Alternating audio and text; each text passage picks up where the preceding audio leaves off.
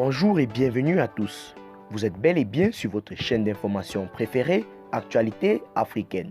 L'information nous place au sommet du monde et nous avons pour préoccupation majeure de vous informer non seulement sur l'actualité à l'échelle continentale, mais aussi mondiale.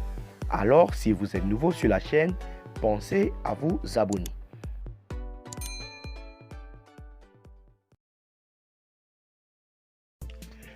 Eh bien les amis, avant de commencer, n'est-ce pas, nous tenons à rappeler que les images que nous utilisons sont à titre illustratif. Et de ce fait donc, nous vous prions, nous vous exhortons à être polis et surtout très courtois dans les commentaires. Néanmoins, les informations que nous publions ou que nous partageons, encore que nous diffusons, ne sont pas ces informations, n'est-ce pas, à but de créer une quelconque zizanie, un quelconque mal-être ou un quelconque népotisme entre vous, les peuples du territoire malien. Alors, si vous êtes scotché, on peut commencer. Faisons, n'est-ce pas, un petit tour du côté du Mali pour déguster, n'est-ce pas, avec amertume, avec déception, la quintessence de l'information selon laquelle des corps seraient retrouvés calcinés dans une région ou dans une partie du pays appelée Nyokini.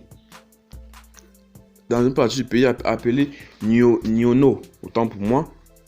Alors, en réalité, des corps brûlés, entassés les uns sur les autres. Les images qui circulent depuis hier sont difficilement soutenables. Les victimes entre 35 et 37 selon certaines sources locales semblent pour la plupart être des jeunes hommes. Tous ont les mains liées dans le dos et les yeux bandés. Pour l'heure, les corps n'ont pas été identifiés, mais plusieurs élus, des sources sécuritaires et des experts de la zone parlent de nombreuses arrestations réalisées par des forces armées maliennes dans le cercle de Nyono ces dernières semaines. De plus, Nampala, Akubu, Tangabé, Djanveli, de nombreux témoins nous racontent que les femmes passent de village en village avec arrestations et exécutions sommaires et pillages. Parmi les corps calcinés, n'est-ce pas, des sources locales nous rapportent avoir reconnu un berger arrêté à la sortie de la foire à récolte de Nyono le 20 février dernier. L'aménagement se dit préoccupé par ces allégations et informations et déclare l'ouverture d'enquêtes aux droits de l'homme. Enfin, dans la zone, la situation sécuritaire est tendue. Le conflit entre chasseurs d'oiseaux et d'Idaïs dure depuis des mois et depuis quelque temps, l'armée malienne tente de reprendre le contrôle de la zone.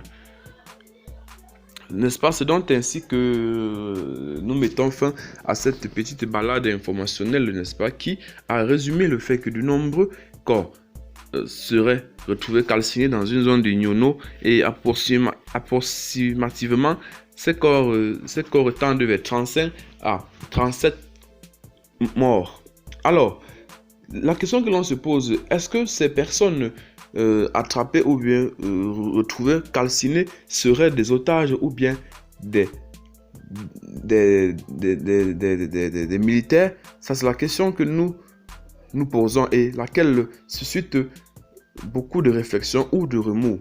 Alors, si vous êtes abonné à la chaîne, n'hésitez pas surtout à partager la vidéo. Si vous n'êtes pas abonné, surtout abonnez-vous et surtout abonnez-vous pour ne rater aucune de nos prochaines vidéos. Déjà que vous informer sur le plan international, continental et mondial est notre préoccupation majeure.